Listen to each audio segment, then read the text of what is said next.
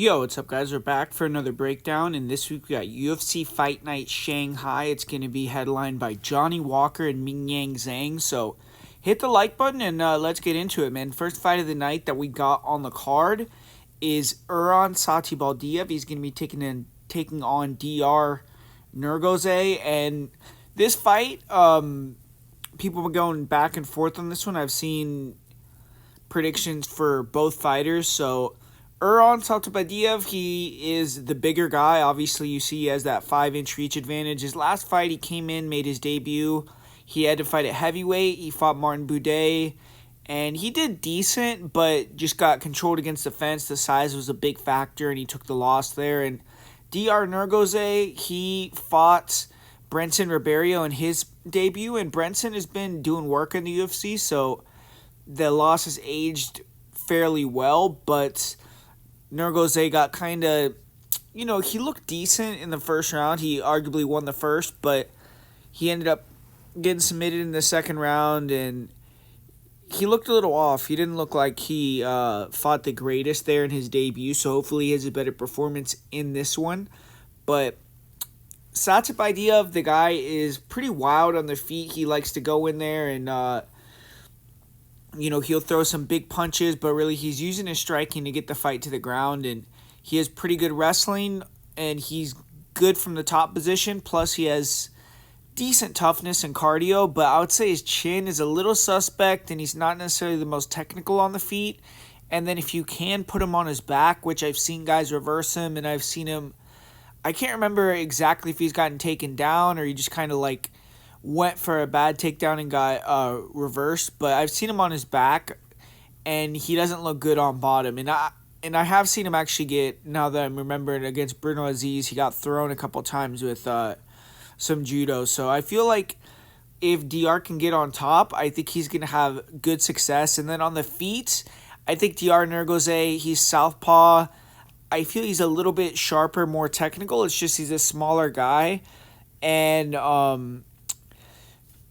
he could have some issues just with the wildness of Satibaldiyev, but I think that on the feet, Nergoze is slightly better, and then his wrestling and grappling defense looks good. His last fight, he did get caught in a Kimura, but I don't see as much of a threat with the submission from Satibaldiyev here, and I just think the more technical fighter out of these two is DR Nergoze. It's just the size factor that could sway it to Satibaldiyev if he's able to get the takedowns and just kind of make it a wild kinetic fight. I think that'll be his best chance to victory, but I'm going to edge it towards the underdog here. I'm going to go with Nergoze to win this fight. Next fight that we got on the card, we got Su Young Yu. He's taking on Zhao Long, and this is a very competitive matchup here, and that's why the line is pretty much a pick'em. You got Su Young Yu, who I actually think this guy's pretty good, man. He has nice grappling. He does a good job of timing takedowns. He's a nice single leg entry. His control on top is solid. Good back takes.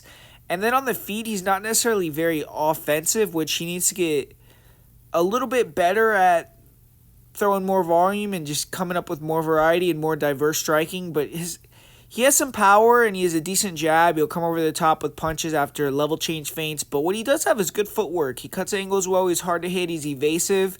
He makes you frustrated, and it seems like he has decent power in his hands, and then you'll level change, put you on your back, and his conditioning is on point. For Long Zhao, his last fight, his striking looked really good, and I think it was more matchup based, but he is getting better with the striking. But he was able to land a lot of counters, and he had faster hands than his opponent and faster feet, and he was just able to hit him with really hard strikes, be in and out. And that's kind of what Long Zhao does. He likes to, at least when he's striking and he's at his best, he'll be in and out with this footwork and using fast hands. But a lot of the times he does end up kind of clinching and being in 50-50 positions in the clinch against the cage. And he does have good dirty boxing and offense from there. And then both these guys, like I said, Yu has good grappling, and then Long Zhao also is a very physical guy. Good grappling, good control, good clinch game. I feel like if they do clinch against the fence, Long Zhao may have a little bit better offense in those positions. And I think Yu has to believe in his striking a little bit more than he usually does in certain fights. He needs to trust that he can move around and use that double jab to get inside. He could use the overhands. He could use the footwork, cut angles, because I think he's going to be able to close the gap with feints and with his lead hand offense on long. And I think he could use that to get takedowns, blend them in nicely. But he just has to believe in his striking to set them up. And then he can't stick in the pocket with Long Zhao, and he can't play an ego game with him either, because he's not going to win that. So I think that Yu is the more technical guy, and he should get the victory. He's a smart fighter. But Long Zhao does have his opportunities to win in that fight. Next one, we got Yi Jia. He's taking on Weston Wilson. And Yi Jia, 2 bites at the apple so far, and he's lost both times. So this is a do or die for him. And with Weston Wilson, he was kind of a joke a little bit. A lot of people were crapping on him for a long time, but got a UFC victory, got the submission win over Jekka Saragi in his last one, and now he's looking to see how far he could take it here. But coming all the way to China, he's taking on a motivated young guy that needs a victory. And matchup-wise, I mean, on the feet, Yi Jia's striking is improving, but he's primarily a wrestler and a grappler, so he is going to be going into Weston Wilson's world where Wilson is going to have some submission prowess, but I just think Wilson is submission or bust, and the line is crazy. I mean, I would never say that Yi Jia should be as big of a favorite as he currently is, because Weston Wilson, for as much as he has no chin, as much as his athleticism and striking might not be UFC level, he does have long limbs, so he is kind of tricky even on the feet, and then his submission game is dangerous, so he has a chance. I feel like if you're looking for value, looking for a big underdog to potentially win you some money and give you an adrenaline rush, maybe Weston Wilson could do that for you again, but the prediction is going to be Yi Jia, and I think he's going to win inside the distance, either with ground and pound knockout, or maybe he can even catch him on the feet and knock him out. So Yi Jia is the prediction, though, in that fight.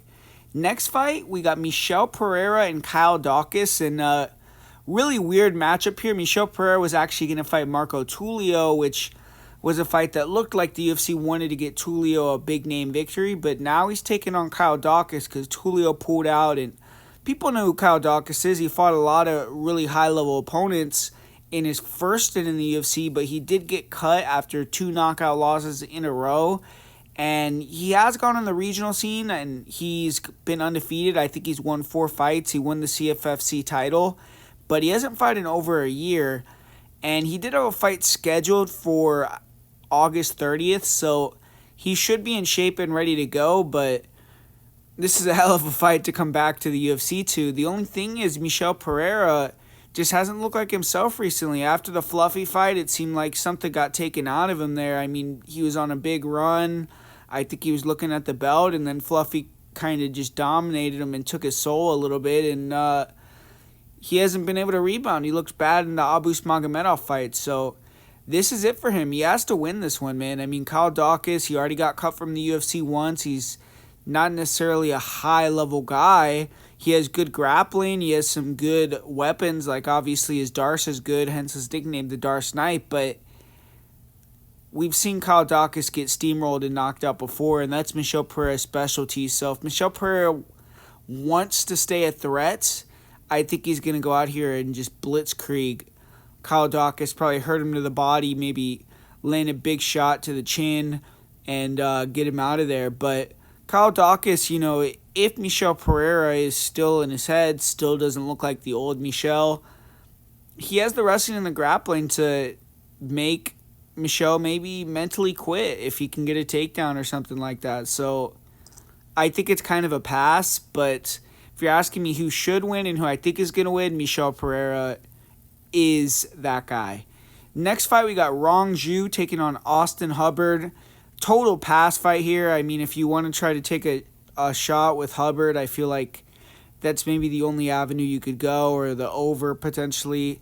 Rong Zhu, he finally got off the snide in the UFC, and he had a long losing streak, but was kind of like a guy that you could see the potential. He just was never able to fully have that big moment. Like, even versus Chris Padilla, he was looking good, and then he got a cut, and he lost via TKO. So his last fight with Cody Steele, big underdog, and he proved he's UFC level. He's a young guy that's getting better.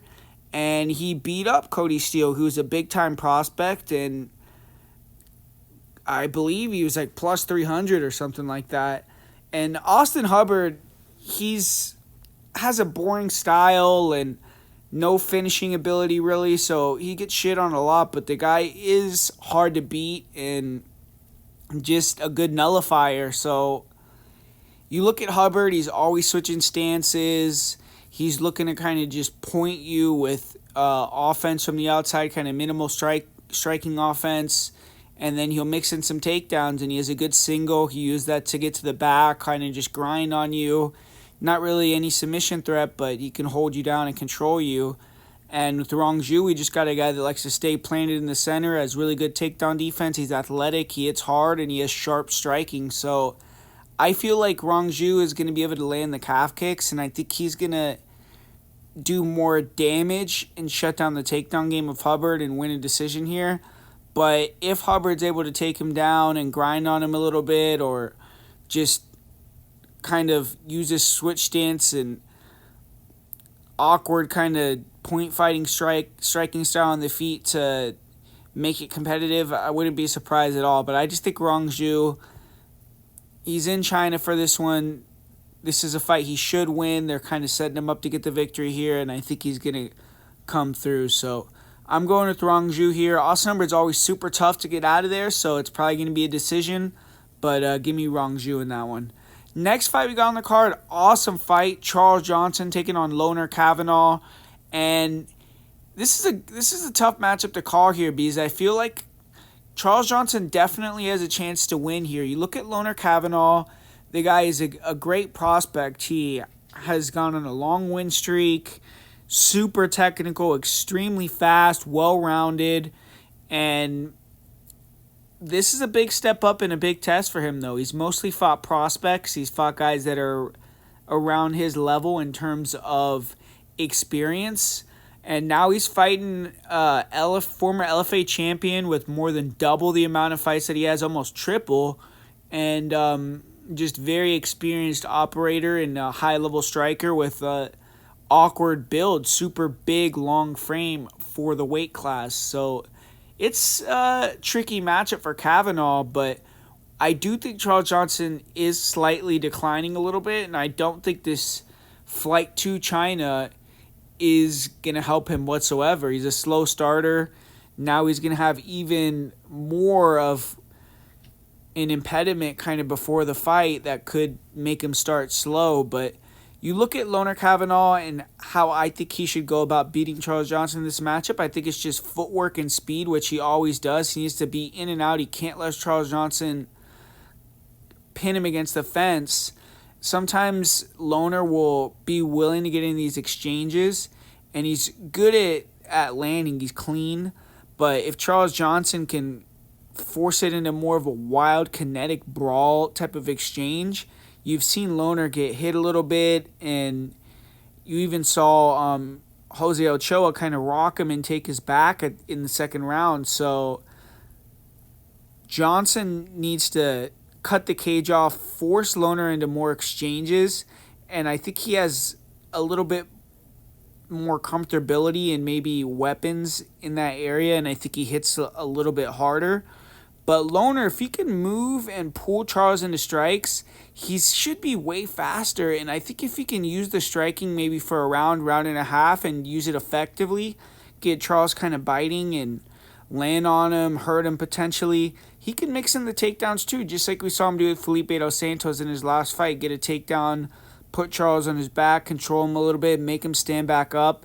And if it's a conditioning battle, Charles Johnson always has tremendous conditioning, but I don't think Loner's going to get too tired. I don't know if Charles is going to win off just being able to gas him out, and especially with Charles Johnson having so many fights in the UFC at this point, people know that he's a cardio merchant, and if you want to fight him, you got to have your conditioning super on point, because he's going to test that. But Charles, he could grapple too, he could wrestle too, and if he puts Loner on the cage, can kind of make it more of a clinch battle, I think he could have success there. And he needs to try to potentially put Loner on his back too. But I think more with Charles is just trying to make it more of a high volume fight on the feet and a little bit more wild. And for Lohner, it's trying to keep it clean, using his speed and footwork on the feet to land heavy strikes, and then get Charles kind of desperate and use that to hit the takedown. So I think maybe like a couple years ago I would go with Charles here, but I'm going with Lohner Kavanaugh, and I think he's going to win a decision. And I feel like he might kind of dominate this one, and potentially Charles finally won't have a reason to cry a robbery. I think Lohner might get the job done there. But Gage Young taking on Mahishata in this next fight.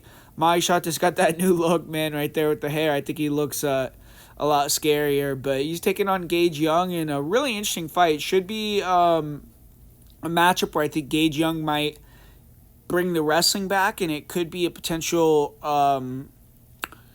good game plan. But he has to be very wary of the knees from Mahishata. Those things are very dangerous. But you look at how these guys fight, I think it's going to be a really competitive fight on the feet. Mahishata, long guy, nice straight punches. He throws really nice knees up the middle, like I said. Everything's pretty straight, and he's just clean, powerful, but he lets hooks come around, and his durability is a little bit questionable at this point. Gage Young, 0-2 so far in UFC competition. He lost a Contender Series, then he lost a short notice debut. But he fought two really good guys. And Young, he can mix in the wrestling, and then he has good striking as well. And he's one of these guys that likes to pressure you, kind of feint fake. He'll jab the body, he'll throw a two to the body, and kind of just try to draw you out and then pull counter you. But his last fight, he was just letting Evan Elder go first, throwing heat, and he kind of got down on the points and just could never get going. So with Mahishata's long, and he's good at pulling you into shots and just being fast, being first. So Gage Young needs to let go and be more offensive with the hands early on, because I think he can land on Mahishata. It's just he has to let the hands go, and he has to throw with better intentions. And then on top of that, he needs to be able to mix in the takedowns, or at least clinch against the fence. Because if it's a free-flowing striking fight and Gage is just trying to point fight, Mahishata, I think he's going to land the heavier punches. So I think that this fight really could go either way. But I like the well-rounded skills of Gage Young a little bit more, and I think he's more durable. I think he could set up the strikes a little bit better, and he has superior defense. But the firepower from Mahishata and the knees, if Gage Young is wrestling a lot, could win him the fight. So that's why I think it's a close matchup, but I'm leaning towards the American, and I'm going to go with Gage Young in that fight. And kicking off the main card, we got Tylak Niraji taking on Kiefer Crosby. No clue how to say that guy's name. It's a hard one for me, but Niraji, really great striker, man. I mean, the guy's pretty dynamic, long reach. He could fight off the back foot or the front foot. He has great counters. He's willing to wane into the fire, sit in the pocket, and exchange with you. And that's what Kiefer Crosby does too. So that's why this is going to be a very entertaining matchup, because Kiefer Crosby is one of these guys where he gets hit a lot. He has no grappling, which in this fight I think Niraji, which he does have good grappling, but he usually likes to brawl, maybe should try to mix it up and make it an easy fight. But Crosby will just sit in the pocket and throw that straight right, left hook, and he's just willing to just bite down on his mouthpiece and go to war. And sometimes he can land heavy and sit you down. So Niraji just has to be careful, but I think Niraji, if they're going to brawl in the pocket, is just going to be way faster. He's going to have the sharper offense. He's going to be able to connect first and probably knock Kiefer Crosby out. And then he also has the superior grappling. So Crosby, he's just coming in here for paychecks at this point. Maybe it is a goal of his to get one UFC victory, but I don't think it's going to be on Saturday night. So I'm going with Niraji here, and I'm going to say first round knockout in that fight. Next matchup, we got Sumadarji taking on Kevin Borjas. Both these guys coming off wins in their last fight. Medarji hadn't won a long time, but he went in there with Mitch Raposo, got the job done, and it was a close fight, split decision, but I do think he probably clearly won. The split was a little bit, of a bad scorecard. And Kevin Borjas pretty much dominated Lazy Boy, which was a great win, Ronaldo Rodriguez, so now he's coming in here and he beat Rodriguez on Mexican Independence Weekend. Now he's looking to go to China and beat Sumidarji. So we'll see if he can get the job done here. And I think this is going to be a really, really fun matchup. Two guys that are good at keeping it long, both can box. Sumidarji's a little bit bigger, longer guy, so that is going to be helpful for him. But I feel like Kevin Boras has better boxing. I think he's a little bit smoother, a little slicker, better shot selection. I think he's not as stiff. Sometimes Sumidarji can be a little stiff. Sumidarji has really nasty straight left hands, and he's super slick with his offense. But I think sometimes when he's moving in a range and just he could stand a little upright and just be a little bit stiff with his defense. And I think Kevin Borjas could take advantage of that. I think going to the body for Borjas to open up the headshots is going to be very effective. And I just slightly lean towards Borjas. I think he's the smarter fighter that could maneuver how to win the minutes a little bit better. I think he also potentially has a slight power advantage in this one. And if you ask me who's the bigger dog, if this becomes a dog fight, I kind of lean towards Borjas there as well. So I like Borjas as the underdog in that matchup there. Next fight we got on the card, Sergey Pavlovich versus Waldor Cortez Acosta. I just think this is a way too big of a step up for Waldo. I think that Sergey is going to really dominate this matchup. Waldo is a good fighter. He has good movement. He'll work the jab. He can, mix in takedowns on guys that don't know how to wrestle. He's a high fight IQ fighter, and he's even, done well at patching holes and even using things that he used to struggle with against people. Like now he's working in his own low kicks. But I just think in this fight, he's going to be the smaller guy from a reach advantage with his arm reach by a big margin. And I think that that's going to be very problematic for him because Sergey is going to be walking him down. He's going to be ready to sharpshoot him and counterpunch him. He's going to be the heavier puncher, and he's going to be the better boxer and the better wrestler. He's going to... I just don't see a lot of paths to victory for Waldo. Waldo maybe can move around and land some strikes, but I don't think it's going to be enough to even win a round. And I think Sergey can get on top and potentially finish the fight. So I'm leaning towards Pavlovich here. I'll say second round knockout in this fight. And co-main event, we had a really weird switch up with this one, and I still kind of have a feeling this fight might not happen, but fingers crossed that it goes down. And it was supposed to be obviously at featherweight, but Brian Ortega, I guess he passed out trying to make weight, and he's had several issues making this weight. And I know earlier this week he was talking about how a 55er that was a legend turned down the fight. So he should move up to 55s, man, because he's just... It seems like his body's rejecting this, but he had to go to 153, and this is a catchweight fight now, so Sterling is kind of got screwed into this fight, but it is what it is. Ortega looked like death, so I guess, both guys have some edges there, but I just think Aljo's too fast on the feet, and he's too smart. He's not going to get caught in a submission. 5 rounds maybe does give Brian more of a chance because Brian's going to be walking him down. He does have the better boxing. He's going to be the bigger guy, but Aljo still has the reach advantage, and I think the kicks are going to be a huge factor, man. The leg kicks, calf kicks are going to be a big part of the game plan. I think that just kicks in general, stomp kicks to the legs, everything should be coming from Aljo, and I think Aljo should not be afraid to mix in the takedowns, be explosive, even if he doesn't stay on top. Just take him down to, mix the position, even if you don't want to be in the guard. And if you could take him down and end up on his back or not where you're inside of his full guard and you're not in a dangerous position, then you could hold him down, maybe bank around and steal that. But I just don't think Ortega is going to look good in this fight if it goes down, man. He looked really bad on the scales. Obviously, I guess you can't say he missed weight, but they turned it into a catch weight, and I don't know. I just don't know what to think about Ortega at this point. I feel like he has a chance with the knees, and if he pressures Aljo, and obviously always he could catch it, a guillotine, triangle, whatever, but I just think Aljo is more ready for the fight. I think he's faster. He's going to be able to use the kicks. He's going to throw more volume.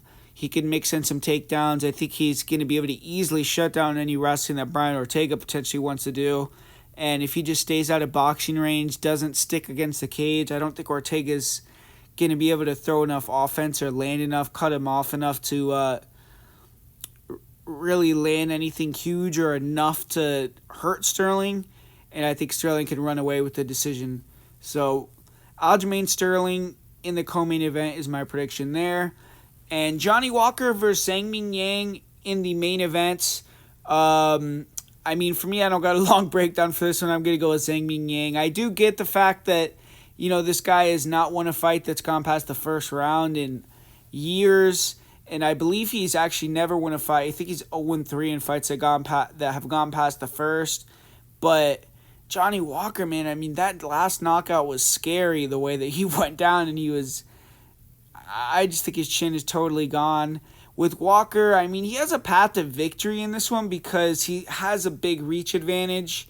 And if he could use his kicks and just stay out of that range where Zhang could detonate with his big straight punches, he could potentially, make it into the second round and then push Zhang against the cage, start clinching him, or just stay on the outside with his kicks and win a decision or finish a real tired out Zhang.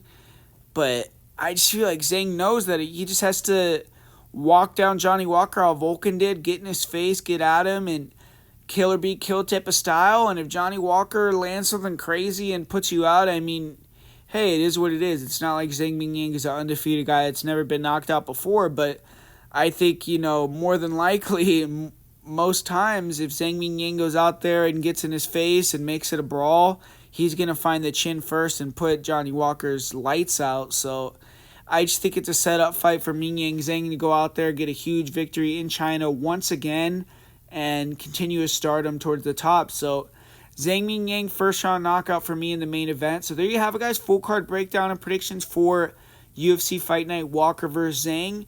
Hopefully you enjoyed it. Hopefully you learned something. If you want to check out bets for this card and just bets in the future and breakdowns for other promotions, we just did really well on PFL today. Go to patreon.com/MMAPredictionGuru. And like I said at the top of the video, hit the like button, comment down below. And as far as my most confident pick, I'm going to say it is Nuraji. For the parlay of the week, I'll say Nuraji and Sergey Pavlovich. So thanks for watching, guys, and I'll talk to you guys later. Peace out.